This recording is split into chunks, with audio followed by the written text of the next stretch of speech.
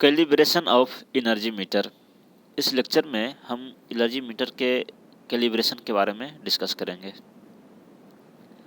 Calibration of energy meter means to find the error in the measurement of energy metre.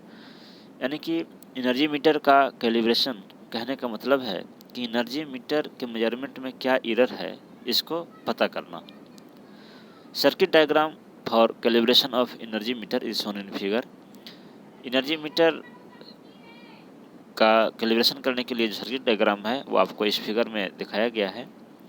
इसमें क्या है कि energy meter को एक लोड से कनेक्ट किया गया है और लोड करंट को मेजर करने के लिए एक एमीटर और एनर्जी मीटर के अक्रॉस वोल्टेज को मेजर करने के लिए एक वोल्टमीटर कनेक्ट किया गया है।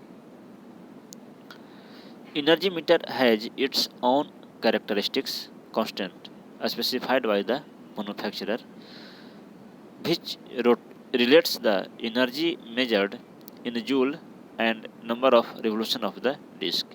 यानी प्रत्येक एनर्जी मीटर का एक कांस्टेंट होता है जिसको कि हम लोग मीटर कांस्टेंट कहते हैं और ये मैन्युफैक्चरर के द्वारा प्रोवाइड किया जाता है। जो मैन्युफैक्चरर जो एनर्जी मीटर को डिज़ाइन करते हैं तो उनके द्वारा प्रत्येक एनर्जी मीटर का एक कैरेक्टरिस्टिक्स कांस्टेंट जिसको कि मीटर कांस्टेंट कहा जाता है तो वो स्पेसिफाई करते हैं।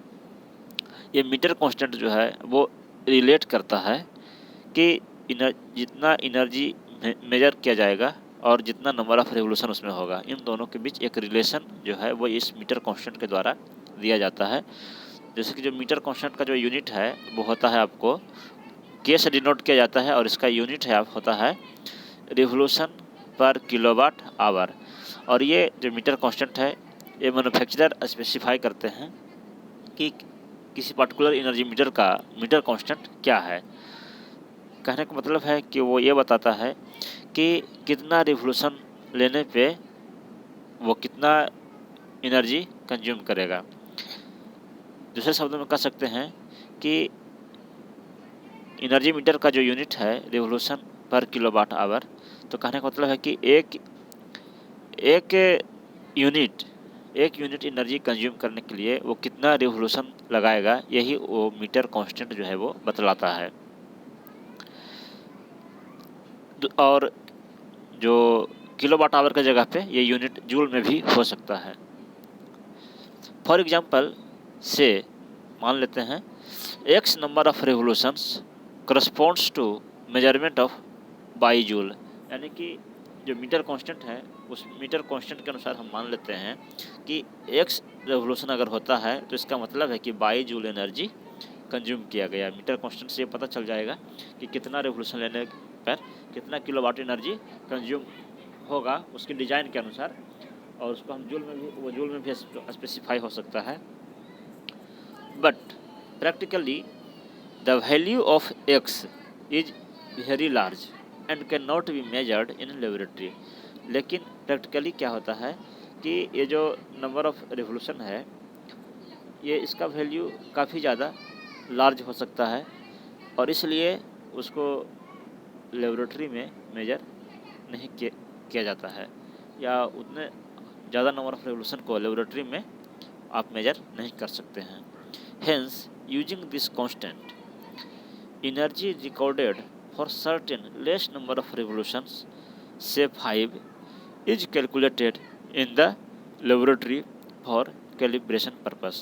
तो चूँकि उसका मीटर कांस्टेंट जो है तो उसके मीटर कांस्टेंट के अनुसार जो नंबर ऑफ रिवोल्यूशन है वो लार्ज हो सकता है और उतना large number of revolution laboratory में संभव नहीं है।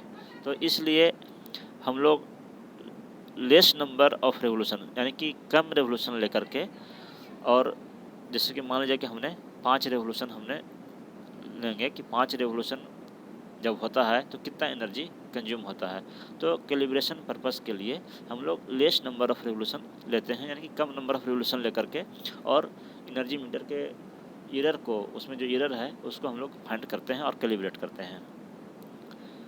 This is denoted by E R, यानी जो एरर जो होगा उसको ई आर से डिनोट करेंगे। ई के सफिक्स में आर है।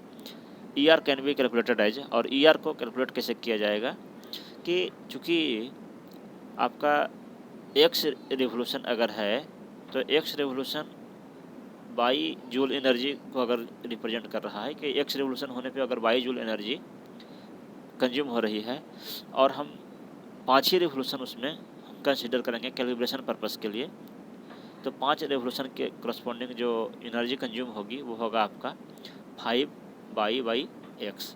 तो हम लेस नंबर ऑफ रिवोल्यूशन को लेकर के कैलिब्रेट करते हैं। For various loads the time required to complete the 5 revolution of disc is measured with the help of stop watch.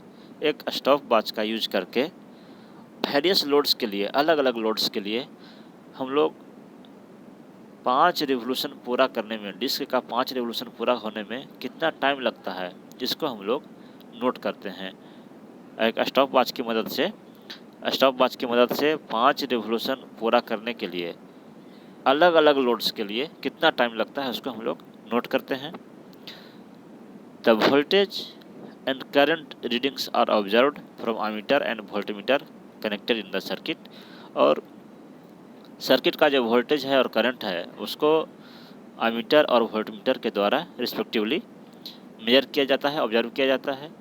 The reading can be tabulated as, और जो reading है उसको एक टेबल पे टेबुलेट करते हैं। जैसे कि ये एक टेबल बनाया हमने और इसमें हमने ये देखा कि जब अलग अलग लोड के लिए, वेरियस लोड के लिए, लोड को हम चेंज करेंगे तो अलग अलग लोड के लिए उसमें वोल्टेज कितना था, उसमें करंट कितना था और 5 रिवोल्यूशन लेने में टाइम कितना लगा, और फिर उसका मीटर कांस्टेंट के आधार पे हम लोग उसका एनर्जी मीटर का मेजर्ड एनर्जी हम लोग पता चल जाएगा।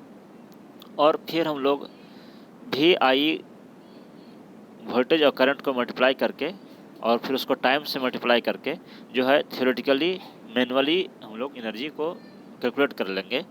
उसके बाद जो एनर्जी मीटर की रीडिंग होगी और जो हमारा ट्रू एनर्जी होना चाहिए, इन दोनों में जो डिफरेंस होगा वही आपका एरर कहलाएगा।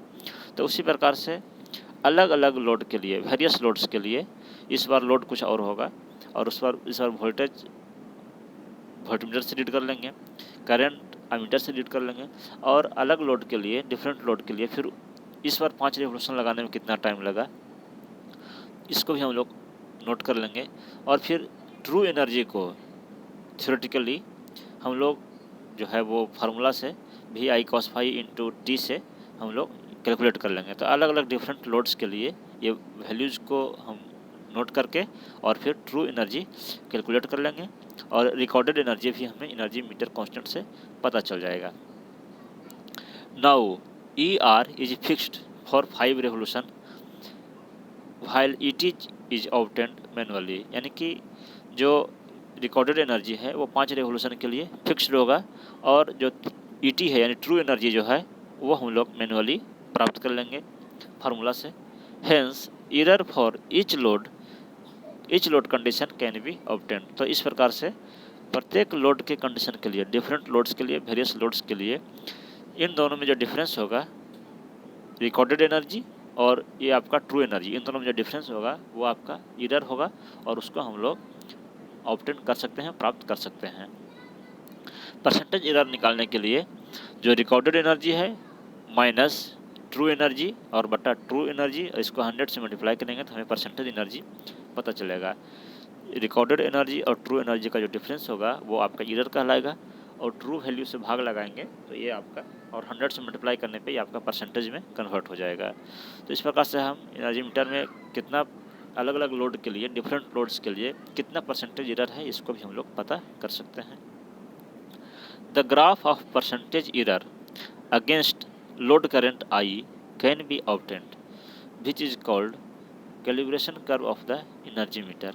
तो ये जो परसेंटेज एरर हमने निकाला, तो इस परसेंटेज एरर और लोड करंट I इसके बीच में एक परसेंटेज एरर I और I के बीच में एक लोड करंट अथी कैलिब्रेशन कर्व हम लोग ड्रॉ करेंगे कि जब लोड करंट कितना है तो उस केस में एरर कितना है, लोड करंट अगर वेरी किया तो एरर कितना वेरी किया। तो इस प्रकार से हम लोग जो है वो एक कैलिब्रेशन कर्व तैयार करते हैं।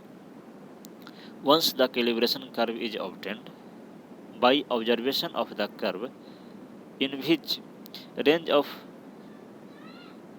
load current error is severe can be predicted।